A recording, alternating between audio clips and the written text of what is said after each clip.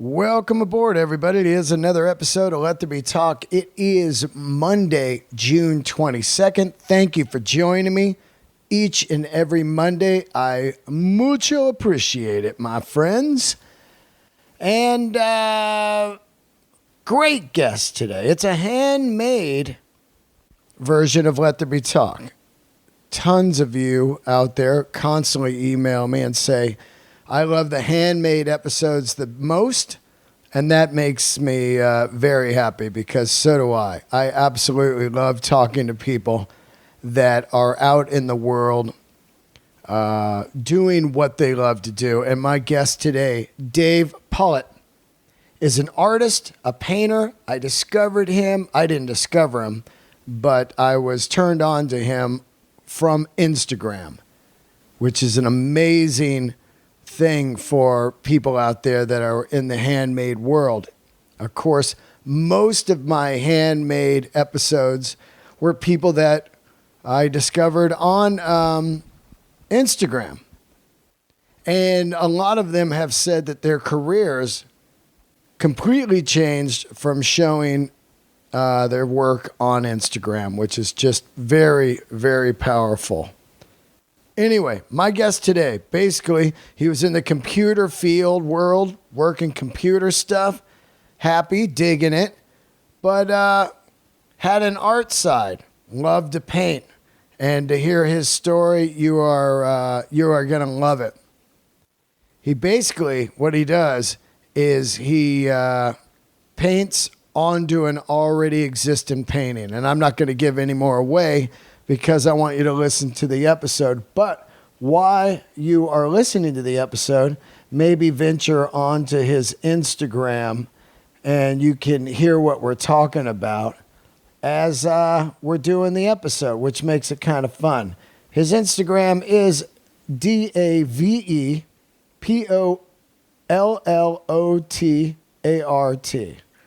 Dave Pollot Art. And lose your mind on that stuff. It is just fantastic. I mean, for me, art is such a crazy thing. Everybody has their thing. Like when I posted up Dave on my Instagram saying he was going to be on, all kinds of people were hitting me with, oh man, check this guy out. You'll lose your mind. Or this guy's going to knock you out. And that's how art is. Either it knocks you out or you don't get it. But everybody loves some kind of art. I know that for sure. I've seen it at all the major museums I've been to in my life. I've seen it at tons of art openings, and I love it. Art takes you somewhere else for a few minutes. It's really amazing. You could be walking through some kind of room. You see something hanging up on the wall, a painting, something. I remember I went to a meeting once, and the guy had two new old stock Dogtown skateboards, unused, mounted on his wall. And I don't think I heard anything the guy was talking about at the meeting because I just kept looking at the art and going back in time to those 70s, late 70s, early 80s skateboard graphics. All that stuff. Rock and roll t-shirts are art. Car paint jobs, custom car paint jobs are art. Choppers are art.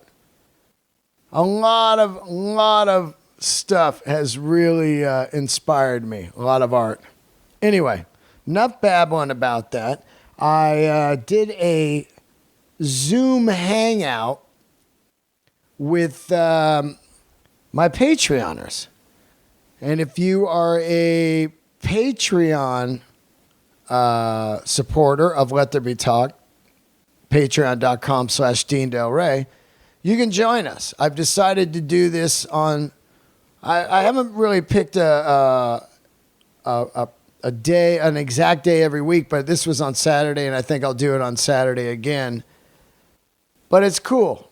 I basically put up a Zoom code on Patreon, and then 10 minutes later, we go live, and it was fun, man. We had about 20 people on there from all around the world, and we were talking music, we were talking art, we were talking back episodes, dream guests, all kinds of stuff. So join the Patreon if you'd like to enjoy that, and also you do get bonus episodes. There's 81 of them up right now. Patreon.com/Dean Del Rey. And this episode is brought to you by my number one sponsor, CBD Lion. Everybody, and I mean everybody, in the last 3-4 months is definitely suffering from a little anxiety, maybe some joint aches and stuff from not being able to get out and properly exercise or go to the gym. All kinds of needs. The CBD Lion has you covered. Anxiety, barking dog. They got stuff for the dog. CBD Lion. They got patches. I rock the patch on my sore neck. Oh, a CBD patch. Throw that thing on. They've got the gummies.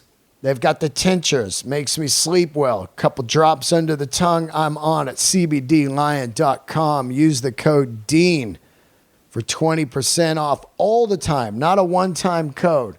All the time. Use the code DEAN, and you will be getting Discount City. Tinctures, patches. Oh, they got this roll-on. This CBD menthol roll-on. I just roll it right onto my wrists and my knees. Everywhere you got joint aches, whatever. CBD Lion. Third-party tested. Not that truck stop bullshit. This is clean, real CBD. Perfect. All right. CBD Lion. Love them. Love them. One last thing. Shout out to the new Patreoners. Josh Reniker, Josh Farrar, Mark M., Eric and Julie, Eric Isbert, Mario T. Eric Isbert is the same person as Eric and Julie. 2 separate donations. Thank you. I just realized that. Those are the brand new Patreoners. Anyway, let's get into it. Here we go. Have a safe, cool week, and stay positive out there. Candles are lit. Mr. Dave Pollot, artist, painter, cool dude.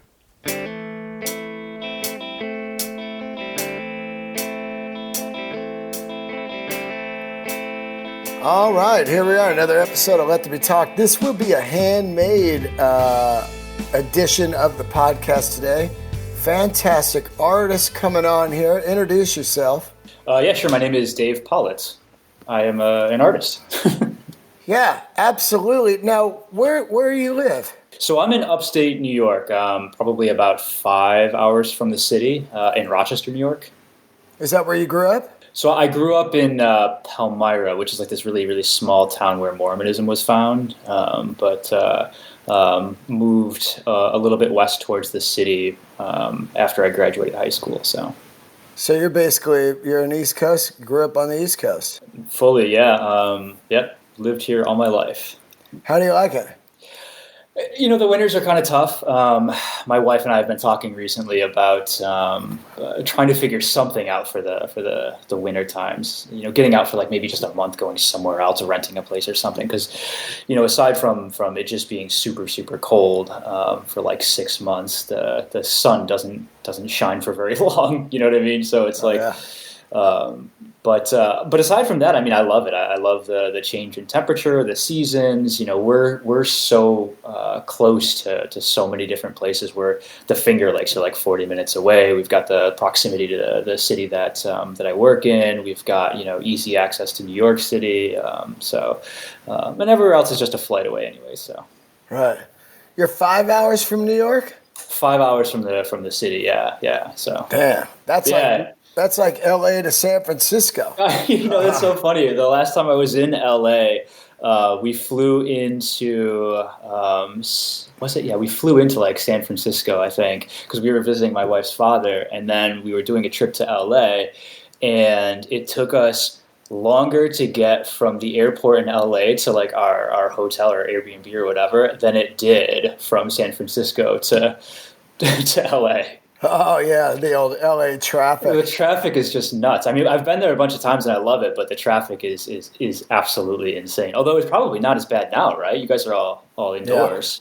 Yeah, it's I would say like 2 months ago, it was just unbelievable.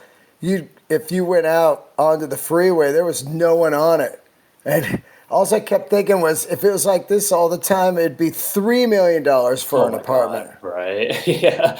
Well, I used to my buddy used to live out in what was it like Marina Del Rey, and I would go out Yeah. there once or twice a year to visit him, and that was kind of nice. I mean, it didn't seem like the traffic was too terrible there. I don't know how high his rent was or whatever. He shared an apartment with a few other people, but it does seem like there's a lot of people. Everybody has cars, at least one car, it seems like, and it seems pretty expensive. So. Yeah.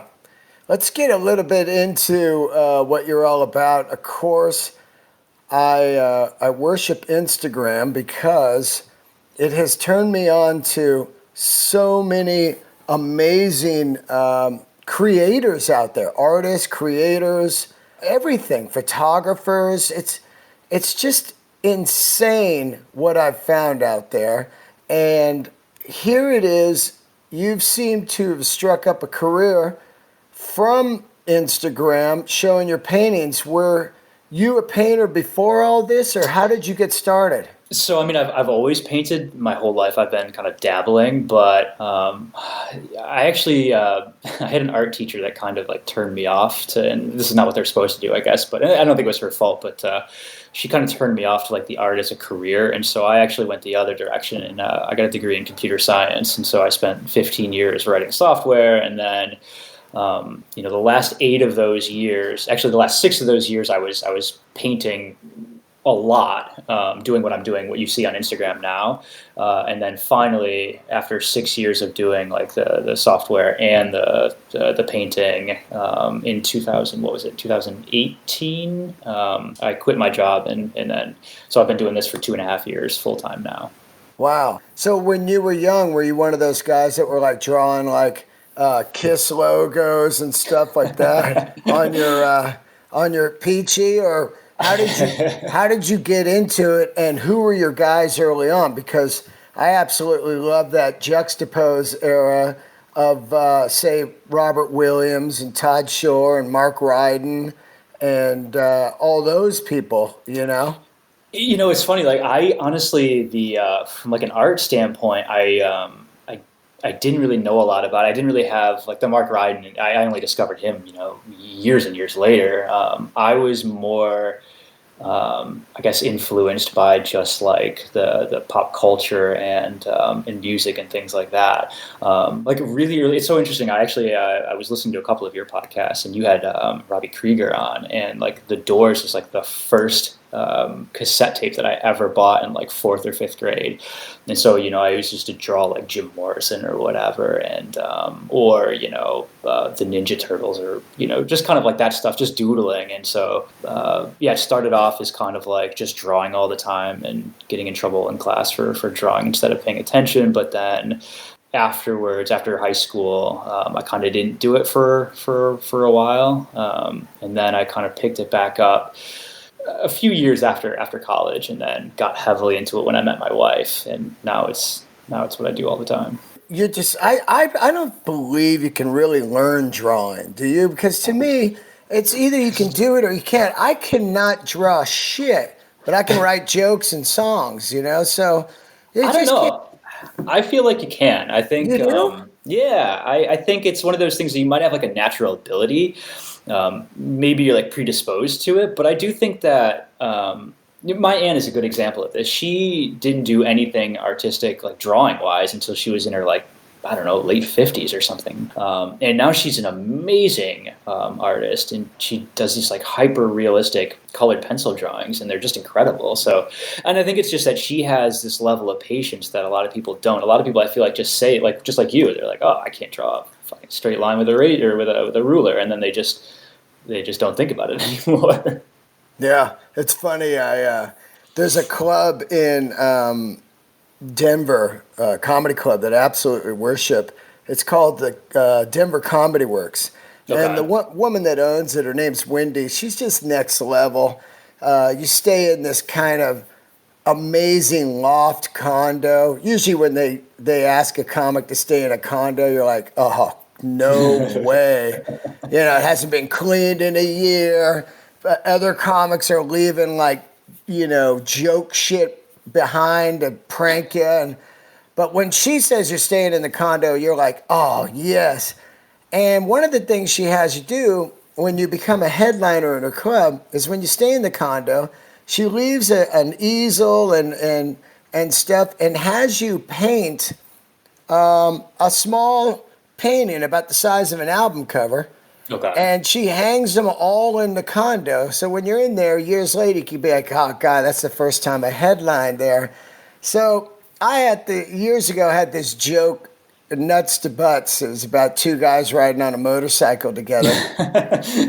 and so I can't paint or draw. So some of these comics, man, they put up stuff and it was just incredible. So I decided just to paint. It's painting these two guys on a motorcycle. And whenever I see it when I'm there each year, I just laugh my ass off like, could be the worst painting ever. It's probably going to be worth something at some point, right? Oh, man, I don't. It's so funny. But also, when you're drawing, painting, and tattooing, I know guys that were amazing drawers, like my buddy Theo Mendel. He used to paint leather jackets when we were young. Badass shit. And he was an amazing drawer. And then he turned into a super famous tattoo artist. But when you're drawing, it's way different than painting, right? With oil. Yeah, I mean, it's there's a lot more texture and whatever involved in using oil paints. I don't really do a lot of drawing anymore. I wish I did. I kind of sometimes sketch out ideas before I paint them, but now that you have like your iPad or whatever, it's a lot more space efficient, I guess, to use that instead of having like sketchbooks all over the place. It used to be that I would sketch out the entire thing before I ever put paintbrush to canvas, but now it's kind of like I do a quick sketch for placement and things like that. I try to figure out what it's going to look like before I start, but it's a lot quicker now with things like the iPad.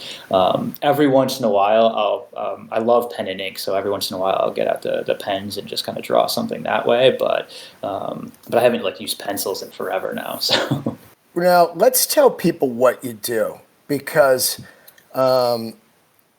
first of all, if you're listening to the podcast, go to his Instagram while you're listening to this. And then you can understand what we're talking about. It's Dave, Dave Pollot. All right. Now, what Dave does, and I want to ask you how you came up with this idea, and instead of just starting from scratch, is basically you kind of get some old garage sale paintings that might be at some grandma's house. Everybody saw I used to see these at every house I'd go to. Landscapes, beach sceneries, forest, all these paintings in people's houses that were just hilarious, kind of generic. I don't even know if they actually were painted. Were they just done with a computer or a machine? But then you add to them.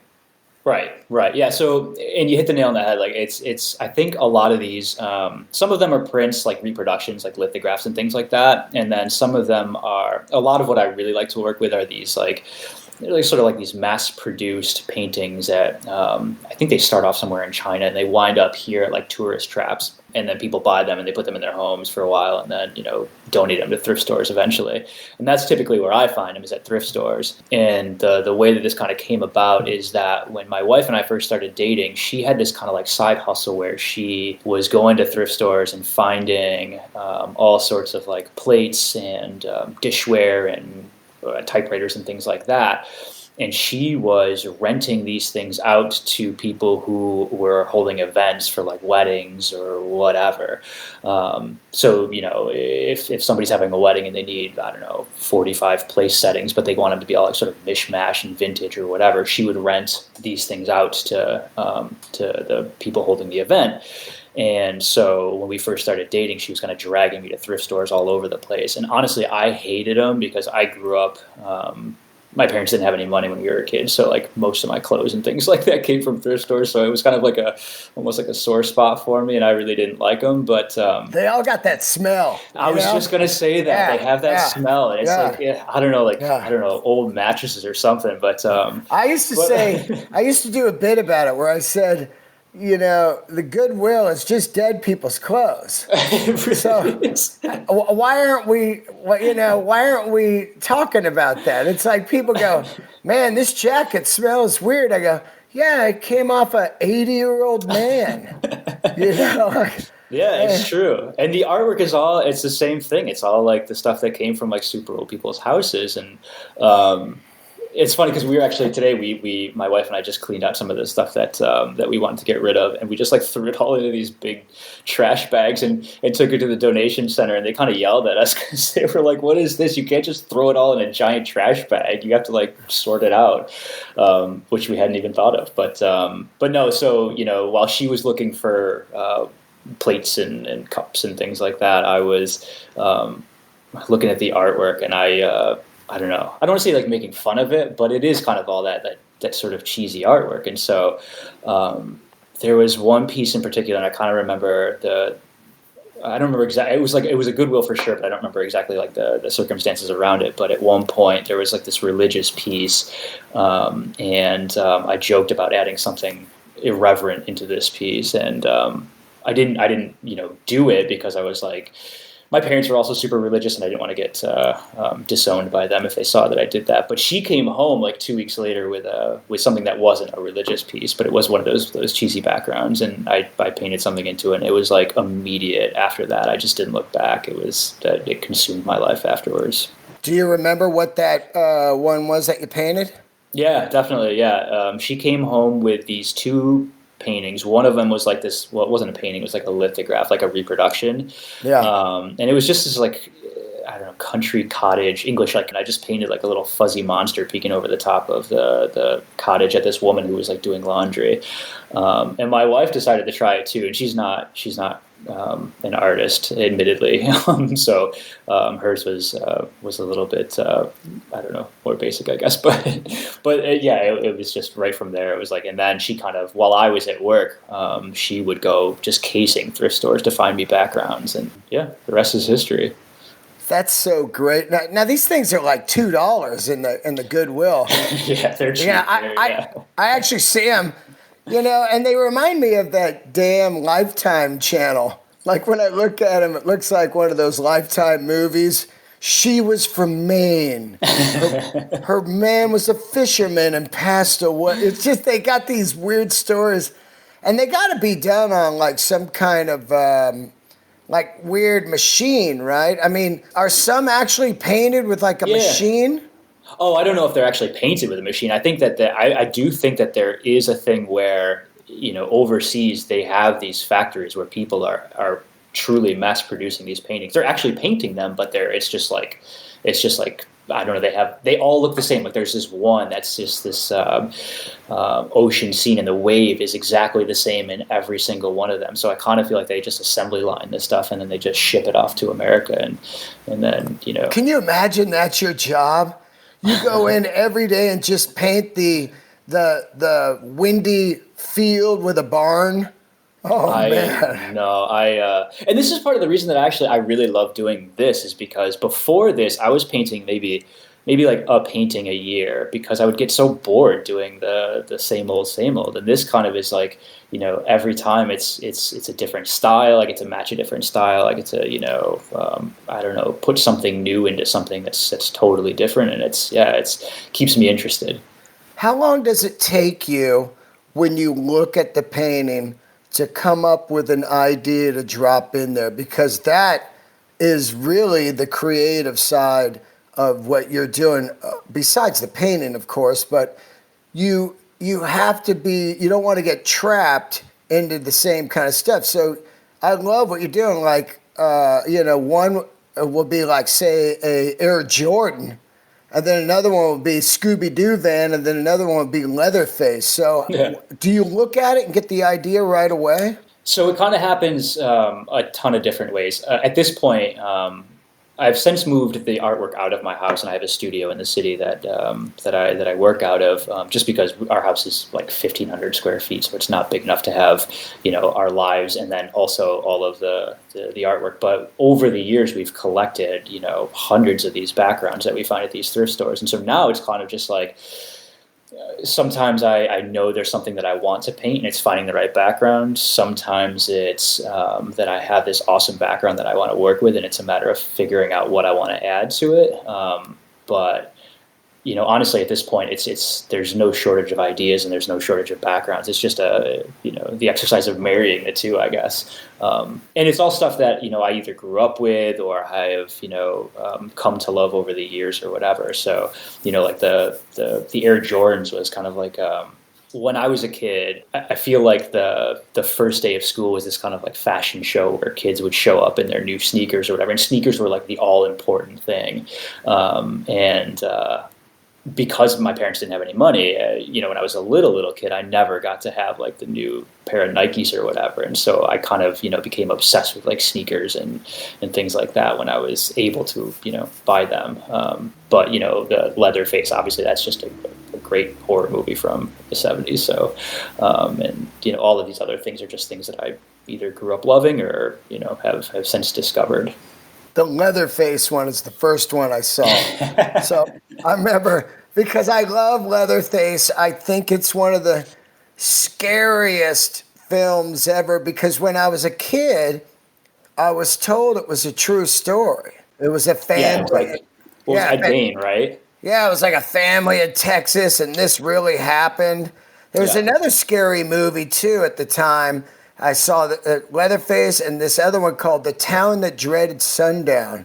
Yep. And it was about this guy that killed a bunch of people when the sun went down, and then they never found him again. And they used to put these movies out. It would have this warning at the beginning. In 1972, a town went into terror. And it would be that same kind of guy, and that's in it, a full mass killing. You're like, oh, what? So I see the Leatherface one, and I'm like, I gotta have that, man. It's so genius. You can see it on his Instagram. It's basically this beautiful farm and kind of a nice field. I just posted it up on mine. And there's a mailbox and a beautiful tree with like, it's about to, it's got the brown leaves, and here's Leatherface just coming at you, man. It reminds me of the last scene in Chainsaw. Well, and that's exactly what it was for, because I always thought that scene was like, it was a pretty iconic scene, obviously, and the position that he was in, I always thought that was kind of like a funny chasing you kind of position to be in. And so the mailbox there, for me anyways, the story is that he's chasing the mailman away every day. I love it. Now, and then my second favorite absolutely is the Mystery Machine, Scooby-Doo. Well, that's, Scooby-Doo is just, I grew up watching the cartoons and, so I lived in this house where it was my grandfather's house, and my parents and my sisters rented the upstairs apartment, and my grandfather lived in the downstairs apartment. And he had the TV downstairs, and so we would sneak down there anytime we could and watch Saturday morning cartoons and things like that. And Scooby-Doo was obviously one of the classics that we kind of grew up on. So yeah. Were you a Scrappy-Doo guy? Remember Scrappy-Doo? I do. I remember Scrappy-Doo. I feel like Scrappy-Doo might have been, I don't know when that came out, but I feel like it might have been a little bit after. It was later. Yeah. So I feel like I probably never really got into that. But yeah. Now, let me ask you, when you started painting on these, was it immediately oil was your choice? Yeah, I've never I kind of like played around with acrylics just to see how they would work with canvas and things like that. But I've never been a fan of acrylics. I don't know why. Most people swear by them and say that oil paints are too hard to work with. But that's just what I've always used, and so I guess I've just gotten used to them. But yeah, oils are definitely my paint of choice. All the guys I love are oil. You Oh know. yeah, nice. Okay, yeah. Oh yeah, and it's just something about oil painting. First of all, it takes forever to dry. Oh It's yeah, yeah. super hard to work with, but when it's on there, it looks fantastic, man. Well, see, I almost think it's easier to work with. I feel for me, the acrylics dry too fast, so I can't blend them the way that I can with oil paints. There was like the reason I actually left my job was because this company in Rochester, this sort of like tech startup company, wanted to do this indoor mural, and it was this massive 25-foot wall, and they hired me to paint this mural. And obviously, I couldn't do oil paints with that because that would have cost like 30 grand to do, you know Of what I mean? course. Just in material. And so I was using like a mix of like house paint, like bare house paint and acrylics. And it was so frustrating because they would just dry so fast that I couldn't blend them. And I guess that people who are good with acrylics just know how to, I don't know, how to do that. But I didn't. So I ended up for some of the more detailed pieces of that mural, I actually went back and used oil paints. So Wow, wow. How many years are we talking about? This is what I'm trying to get the time on. Do you, is it right when Instagram hits that you're starting to paint, or when is it? no, so I was doing this. I started doing this particular thing in late 2012, and I don't think I actually created an Instagram account. I was not one of like the early adopters to Instagram. I should have been, but I had like a Facebook page, and before that, I had a website. But Instagram, I want to say maybe I started in like 2014 or 2000. Yeah, 2014 probably. And so by that time, I had been doing it for a few years. Well, how are they finding the paintings?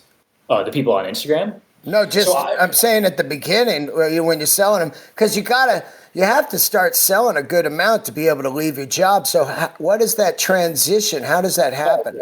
well, it's a couple of things. So number one, I've also always been kind of an aggressive saver.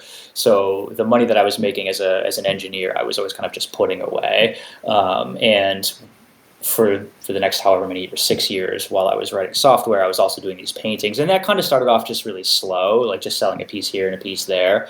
And we would do these like local festivals and sell them there.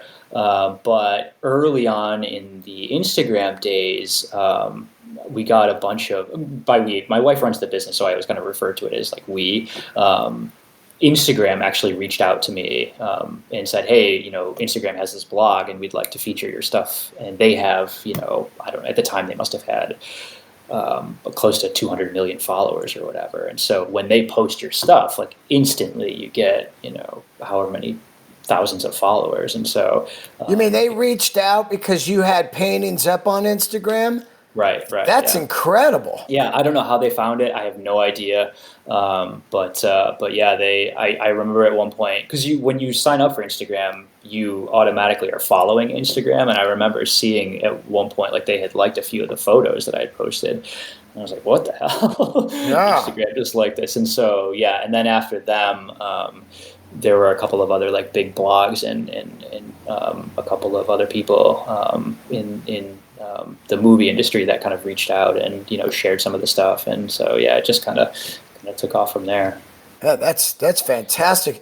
And then, I mean, because what do you got? Like 174,000 followers or something? Let me look real quick. I don't think it's that many, but it's 142,000, oh well, dude. there you go. Yeah. Yeah, So that's more than me, man. And I'm on TV. I got 47,000, so you got 100,000 more than me, man.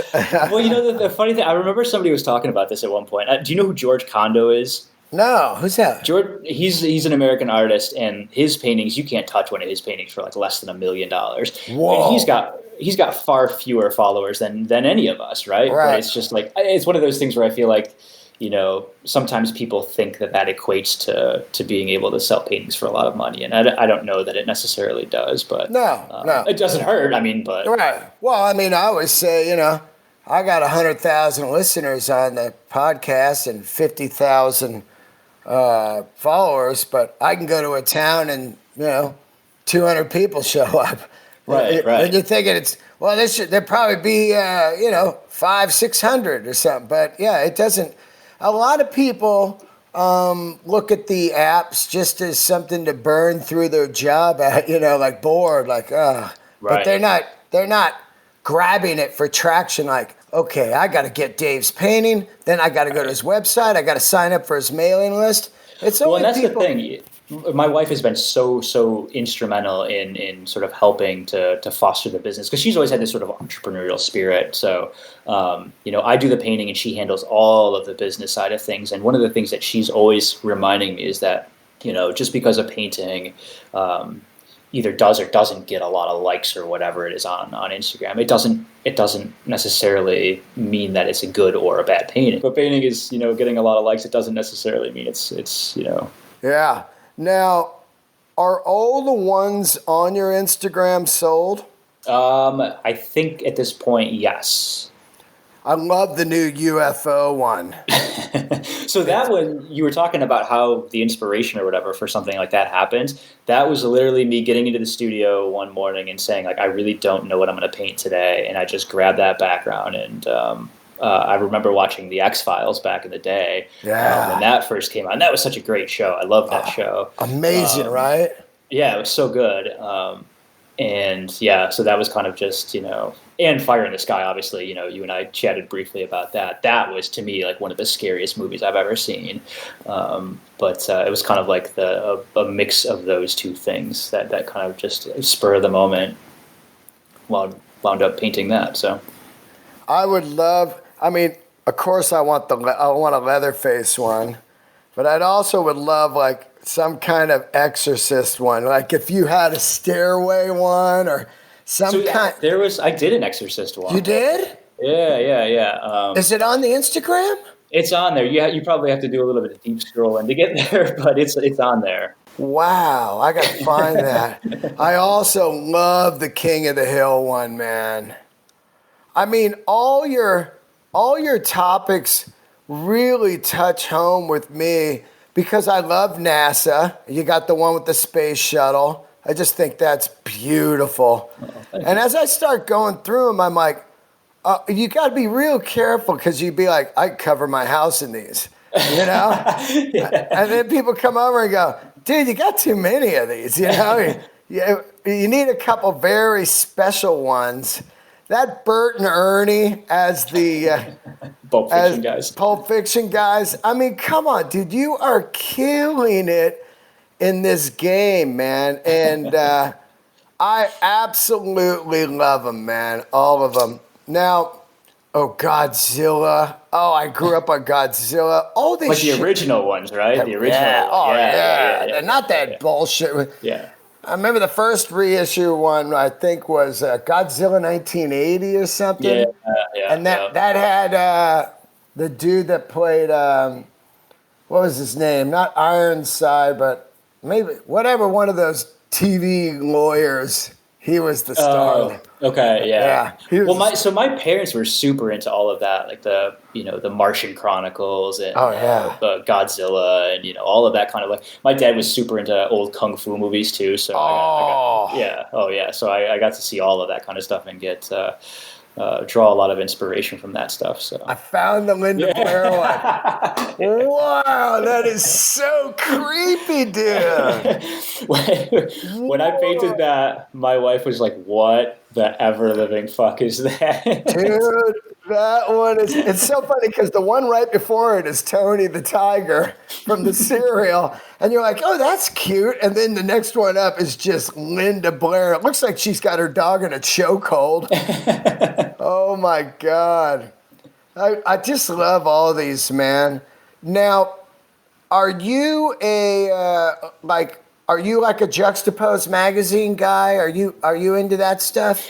Yeah, so I should not admit that I don't have a subscription to the actual physical magazine, but yeah, I've been following them forever on Instagram, and I think I do want to actually subscribe to the magazine and actually read the articles because they're great. And they're a lot different, I feel like, than they used to be because they were like the beginning of that like lowbrow pop Big time movement, right? Yeah. So, well, my first introduction to all that stuff was Guns N' Roses' Appetite for Destruction album cover. Oh, okay. Robert Williams painted that famous one called Appetite for Destruction.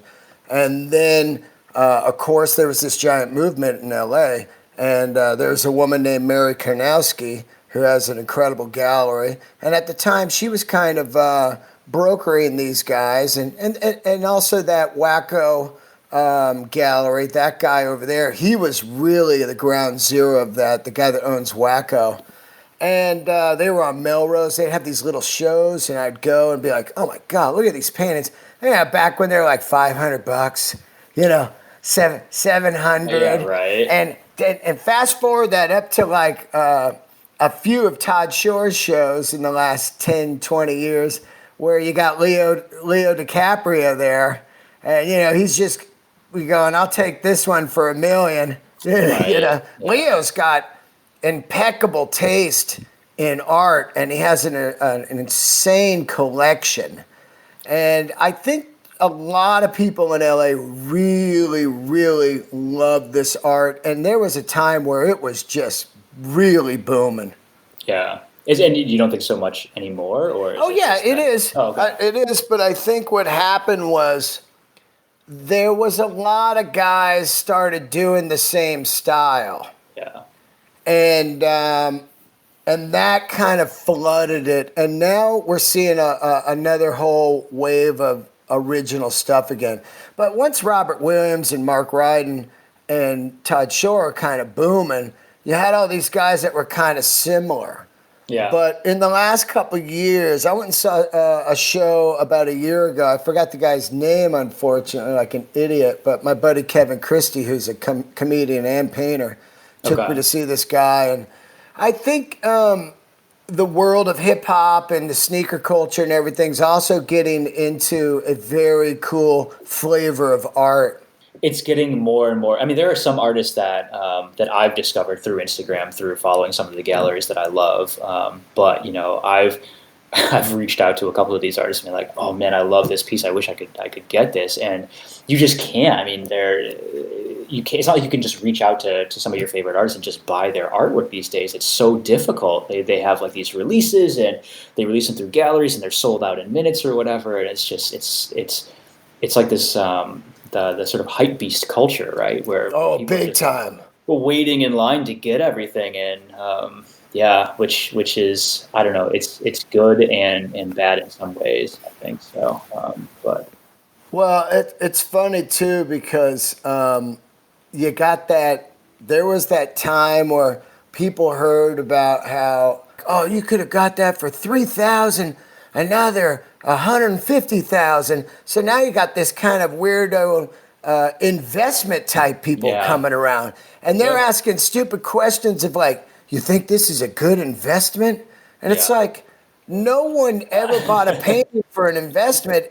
I always say you got to buy something that you like. Right. If it went up later, you're almost fucked because you're going, God, this thing's worth like $500,000 now. Now what do I do? Yeah, should I sell it? You know, it's better if you just buy something that you love. It's the same with watches. People are always asking me, "Is this watch going to be worth money?" It's like, that's not what it's about, dude. Yeah. Do you like the watch or the painting or the car? You know, the car culture too, like future collectibles, all that weird shit. Well, the other thing is too, like if you're buying something that you don't necessarily love, but you're just buying it for the investment, chances are you're taking that out of the hands of someone who really would truly love it but couldn't get it. You know what I mean? And I'd always, for myself, in my paintings, I'd always rather have someone pick up a painting because they love it, you know, than someone who is just doing it because they're speculating on the market, I guess. Oh, especially if you don't love it and your full explanation of it every time someone comes in your house is like, well, that's going to be worth money someday. Right. And they're like, yeah, but that's ugly as shit. Right. You know, I know it's ugly, man, but I was told by an investor guy to get in on this guy's art early. Oh God, it's disgusting. Just having your portfolio on your wall. It's so weird. Now, let's talk a little bit about pricing. It started probably pretty low, and now your prices are going up, right? Well, yes. I mean, that's a difficult thing to manage because, again, my wife is sort of the business management side of what I do. And so it's always the balance of, so the prices do kind of go up, and you have to do that a little bit because if you don't, then, it's just like a supply and demand thing. But on the flip side, if your prices, I feel like if they go too high, that's not super sustainable, right? Because how many people can really afford like these ultra expensive pieces? Probably not that many. And once they have one, they're probably all set, right? They may come back, they may not, but the thing that we've been trying to avoid is getting into a situation where you're selling paintings at some crazy amount of money, but it's harder and harder and harder to sell them. Right. I'd much rather keep it, where I'm producing something and it sells pretty quickly. And I don't need to we live a pretty simple life. Like we don't really need a ton of stuff, right? So as long as we can pay, for our lives, then we're happy. So, but yes, they did start off pretty inexpensive. Like how much? I think I sold the first one for like $25 or something like that. Yeah, that's what I figured. Like $50, Yeah, something like that. And it was like at one of those like flea market festivals where you see all the tents on the sidewalk or whatever. And and I remember being really, really happy that I sold it. That first person that picks it up is like, wow, that's amazing. I just sold a painting. Oh God, I mean, just think of how happy you are. You go from software to full-time artist. It's got to be electric, man. Well, and I loved my job. I loved writing software, but I guess I never really knew how much I loved doing this full time. Because now that I'm doing this, I'm like, I hope I don't have to go back to sitting behind a desk and just placking away at a keyboard for 8 hours a day again. Not that that's it's again, it was a lot of fun, and I made some of the best friends I've ever had in my life working those jobs, but the freedom to kind of make my own schedule right now and kind of be creative every day in the way that I want to be creative is just, we wake up every day thinking how lucky we are. So, do you find having a studio to go to each day keeps you way more productive than the procrastination of getting up and going, I got to go into the living room and I'll start it in a little while, and then half the day goes by?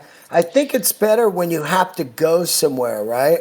Yeah, I agree now. Although I would say that it's the opposite. So my very first software job was 100% work from home. It was like a total remote job. And that was difficult because I could never leave work. And so I was working all the time, and so easy to just get burned out and just lose track of your friends and your, personal relationships and all of that. But for the first, 7.5 years, I've only had a studio space since February. I was working from home. And it literally was. It was my easel was sitting in the living room, probably about 5 feet from where I'm sitting right now. And you can't escape, obviously your personal life there. And it is, it's distracting. But yeah, I think you're right. Yeah, having a place to go to, because now it's like both of us. My wife, if she has things to do, she goes into the studio because her workspace is also at the studio, and she'll bang out what she needs to get done. And then it's kind of like we know we have like this set amount of work that we need or want to get done, and then afterwards is like turn off and then go home and enjoy our dogs, right, or family or whatever. So. Now, do you do several paintings at a time, or do you finish each one? No, I'm always working on multiple at a time. Yeah, because I feel like I have a really, really short attention span. So yeah, especially if it's something that's like there's a piece that it took me like a month to do, and it was so detail oriented, and it's like one of those things where if I had to work on that and that alone for a month, I would jump out of the fourth floor window. But if I can just kind of spread it out over time and work on some other things, then it kind of mitigates that boredom and not even, I don't want to say boredom, it's just attention span, I guess. Yeah. It's like me with eBay. I put up like 5 items a day. Oh, do you really? And then, oh yeah, I'm constantly just trying to sell my whole life, get rid of everything. I'm trying to get to minimalist mode. And if I Well, you don't need really, paintings then. well, that's different. You know what I mean? I'm talking about, dude, I mean, I'm looking across the room right now and I got like 74 poster tubes. I don't even know what's in that stuff. It was stuff I bought over the years of like, one day I'll have a house and it'll be all this cool rock and roll memorabilia. And then I could never afford a house. And so I'm like, ah, man, I got to sell this stuff. But a couple of your paintings would just be killer. I think a place that's really sparse with some interesting pieces where people come over and go, what is that? Leatherface? You know what I mean? You're like, oh yeah, this guy, you know, he paints on old garage sale paintings, man. And then next thing you know, you have a great conversation going, you know? No, I agree with that. And, we actually kind of just went through that exercise too, where we had a ton of shit all over the house. And my wife, during this whole COVID thing, you can't really hire anybody to like paint your house because they weren't allowed, the crews weren't allowed to be working, right? So, Right. So she started, while I was at the studio working, she was home painting the trim and then the walls and the ceilings and doing plaster repair and ripping out bathrooms and all of that kind of stuff. And when we were done with that, she was done with that, she took all of the artwork down off the walls. And we kind of had this like cleansing session where it was like, okay, now these are the things that we know we're going to keep. And these are like in the maybe pile. And the rest of it is just like, get rid of anything that, doesn't bring us a lot of joy. It's just, it's getting donated or sold or whatever. So, and it's been great because now we have like the pieces that we absolutely love on the walls. But aside from that, it's sparse. Yeah. I always call it the out of here. So if I'm going through a box and I haven't seen the thing in a year, I go, this is out of here. Yeah. You know? Yeah. Same with clothes too. Like if I haven't worn a t-shirt in 6 months, it's like I'm probably never going to wear this. So let's get rid of it. Right. Yeah. I was watching that minimalist documentary about a year ago, and those guys, I think they get down to 44 items they own. And like including what, like everything? I think it's the clothing and like pants, shoes, shirts. There was different levels. There was one guy that had everything he owned in a backpack. That's too absurd. Right. Yeah, but because you're doing laundry every 2 days. Yeah. You're spending your life doing laundry. You know, right? There's different levels, but I think you find something that gets you that works for you. I find also right now in this COVID era and lockdown that stuff that's in your house is going to be more important than ever. That makes you happy, not junk. Yeah. Right. So a couple great one great painting to look at that make you feel good. Like man, I like staying in this place. You know. Yeah. Well, I mean, you and my wife had that in common. Like, I feel like I don't really get as emotionally attached to things the same way that she does. If she finds a piece of artwork or, whatever it is that she really likes, she is obsessed with it forever. And she can look at it every single day, and it just brings her such great joy. Whereas, I mean, I like it, but I'm kind of like, I can take it or leave it, I guess. But yeah. How many of the garage sale paintings not painted yet, how many do you have like backstocked? Oh God. So I'm in the process of still like moving them out of the basement to the studio. But I would say that between the studio and my basement, I probably have a couple 100 easily. Well, that's great. That's a lot. They take up a lot of space. They're stacked against the wall. They're stacked on top of each other. They're hanging up. They're all over the place. But that's great though at the studio, especially because if they're surrounding me, then it's easy for me to just kind of be like, oh, like the UFO painting that was like hanging on one of the walls that's like next to one of the entrances to the studio, and I just kind of picked it up off the wall and said, oh, it's you today. So. Do you reframe them once you've painted it? Or No. comes with the factory paint, the factory frame. Love it. Well, and I feel like that's almost part of the piece of artwork at that point, Of course. Yeah, of course. So, and we've had there was a guy that's he's this Lego artist. His name is Nathan Sawaya. He's a really cool guy, and he had reached out to me at one point and wanted to include a couple paintings in this like traveling show that he was doing. And he's like, "Hey, do you mind if I reframe them?" And I was like, after you buy them, you can do whatever you want with them. I mean, I personally wouldn't reframe them only because like I feel like the frame is kind of part of the piece of artwork, but to each their own. Once it's out of my hands, I guess I don't begrudge anybody if they want to reframe it. But Now, are you starting to have shows? Did you have one in LA, or what's going on there? yeah, so I've had a couple in LA. There's a show or there's a gallery right on Melrose, Gallery 1988, and so I've worked with them for the past 2 years to do solo shows. I have a show in September. That I got to get cracking on in New York, in Wow. Manhattan. It's on like the lower west side of the city in Manhattan. The name of the gallery is called Guy Hepner, and so I've done a couple of like mini releases with those guys, and so I've got a full on show for them. But and then I just spoke today with another gallery in LA, Gallery 1980 again, so about possibly doing another show with them coming up in 2021. So Did the last show you had at Gallery 1988, all the stuff sold out, right? yeah, yeah, that was a fun day.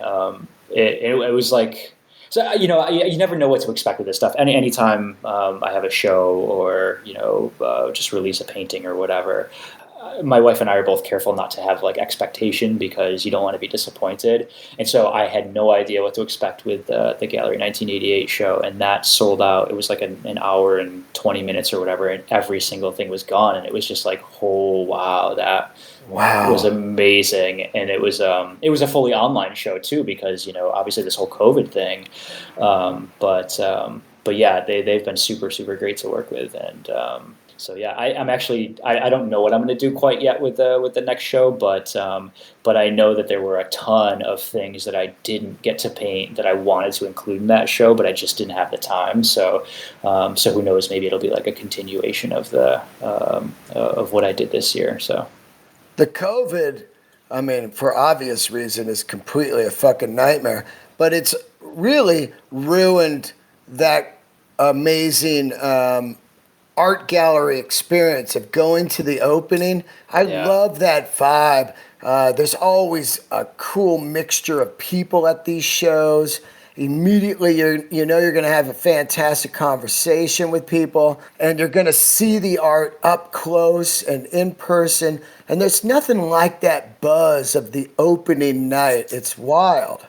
Well, it's fun for me and my wife too. I mean, it's so rare that we actually get to talk to people that wind up buying these paintings. It's mostly it's done online and we ship out the painting, and sometimes we've developed like sort of these like online pen pal kind of relationships with some of the people that buy them. But for the most part, I've never gotten a chance to talk to these people.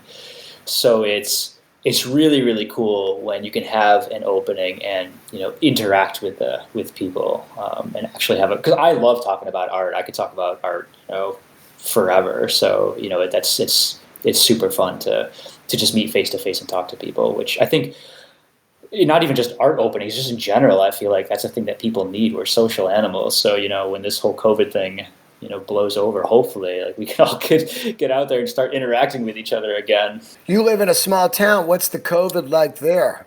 So this is, I mean, it's not, I don't still live in the small town that I grew up in. Right. There's probably, in the surrounding, the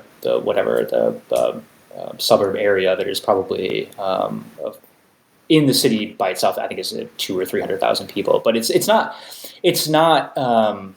bad. People are out and about. It's not like LA where I feel like people at this point are still pretty much, in their houses, right? Or in their apartments or wherever, right?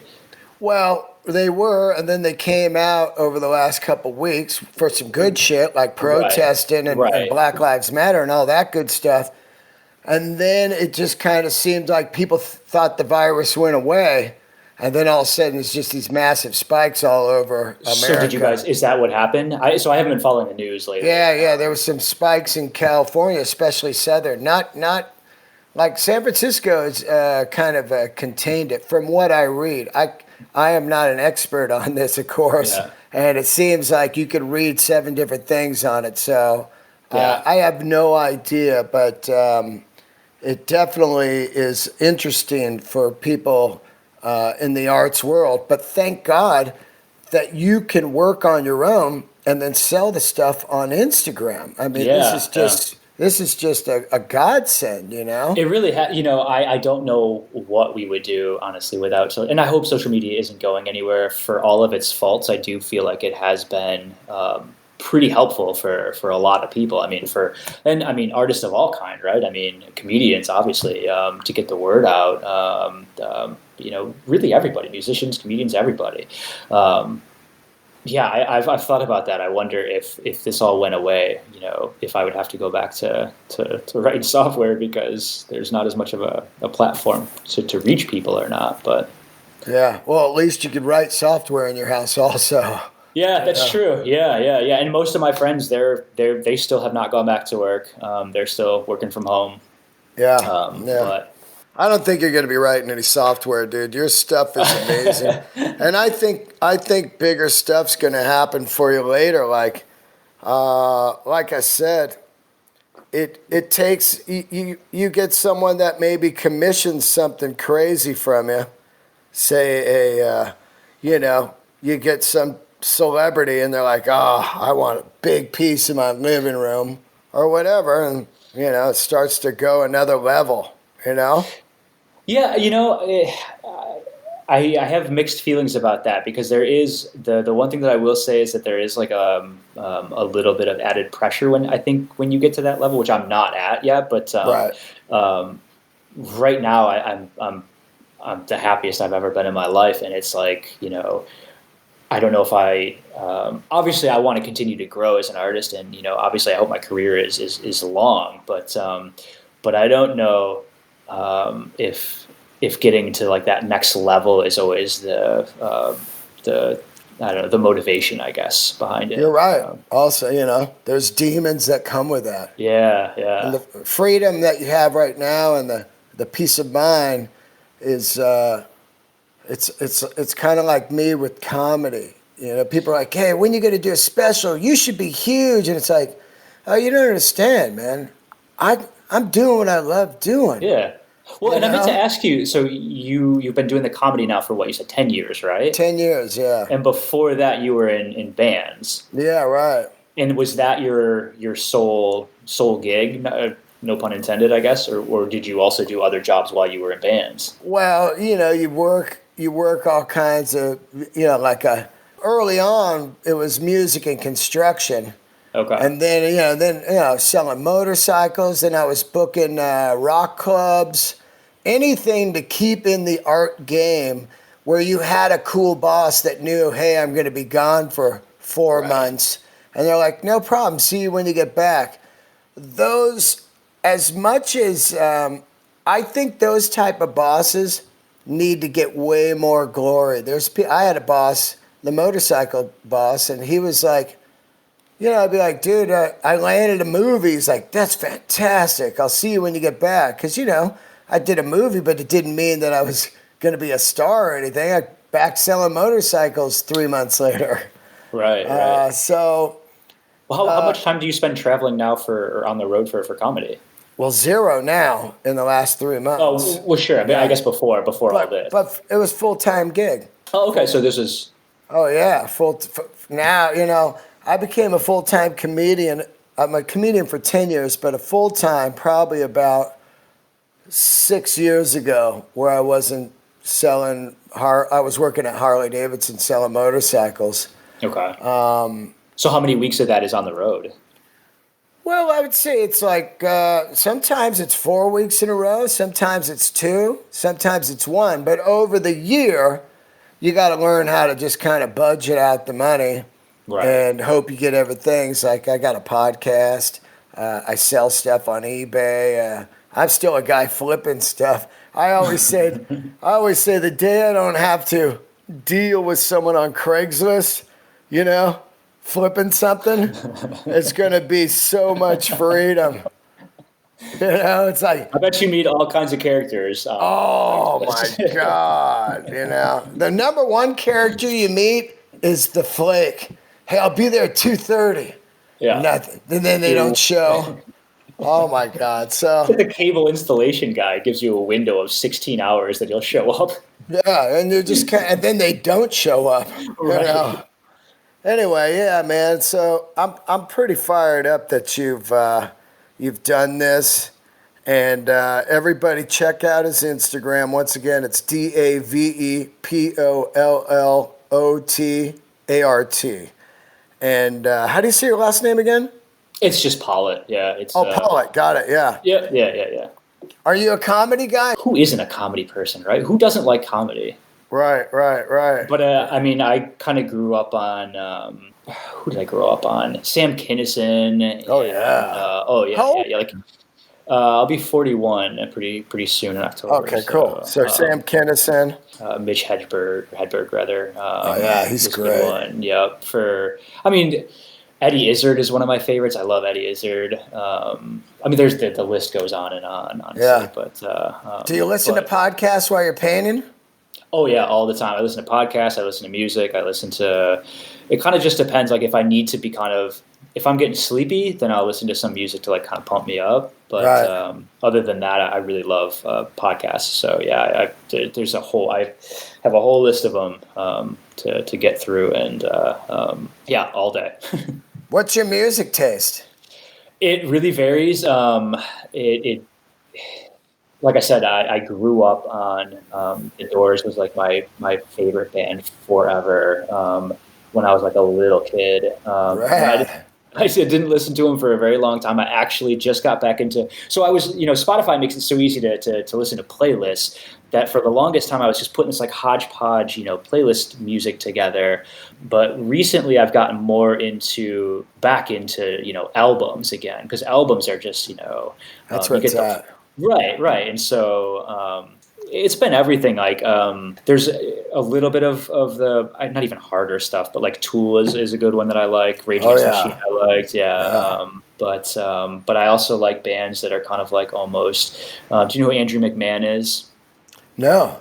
Andrew McMahon he's had a bunch of bands, but he started off as kind of like this punk band called Something Corporate back in the day, and then he had another band called Jack's Mannequin, and now it's Andrew McMahon Into the Wilderness. And so I've kind of like watched his career go from like this, this kind of like punk to almost this like, I don't want to say like Beach Boy-esque kind of thing, but yeah, it's just all over the board. And I know people say that all the time, but it really is kind of all over the board. My parents, like, they grew up on, when I was a little kid, they were listening to stuff like Meatloaf, and I still like Meatloaf because they listen to Meatloaf. You know what I mean? Well, Like, you like good songs never go away. no, I don't even know if it's good. It's just like something nostalgic. When I was Right. a little kid, we had in the apartment that we lived in, there was like there was one room in the house that had like the big furnace, like the floor to ceiling furnace, and I would get up super early and go sit out in front of the furnace for to just get super warm, and I would listen to my Walkman at the time, or whatever, it was, a cassette player, either, like Bat Out of Hell or whatever the Doors album at the time was that I was listening to, and yeah, I mean, so it's a huge part of what I do. I feel like is just kind of, I don't know, losing myself in what I'm listening to. I definitely see one of your paintings with the Kiss guys going to be in there somewhere, So, honestly, I got to say that I never really got into Kiss. Right. But it's got a flavor. But it does, yeah. And you're going to get that Kiss guy, like if you got some kind of weird With Gene Simmons in there. Yeah, and then Gene Simmons is there. I was wondering, are you aware? I'm trying to find it right now real quick for you. Let me get this here before we get out of here. When I was growing up, of course, you got all those fast food mascots, you know what I mean? Yes. And when I was growing up, they had that, let me find it, Jack in the Box. Oh, yeah. Okay, well, they had that Jack, you could pull up and talk to it. You know what I'm saying? This is in the 70s. I'm going to show it to you. And I definitely could see this guy coming up in one of your paintings. You know, it was a head you would talk to. Like the circle with a little triangle on the top of it, kind of a thing? I'll show it to you. And here it is. I found the Jack in the Box. So look. Yeah, okay, yep. So that was a giant head, and you'd pull up, and it'd be like, thanks for coming to Jack in the Box. Can I take your order? They have to make it the creepiest thing possible to order your food from. I loved it. I would always tell my mom, we got to do the drive up so I could see it. You know, I was never one of those guys that was afraid of clowns, and then, you know, Jack in the Box did that promo in the 80s where they blew up the clown. We're blowing up the clown. And they got remember that. Yeah, well, you're 41. I'm 54, but they got rid of their mascot.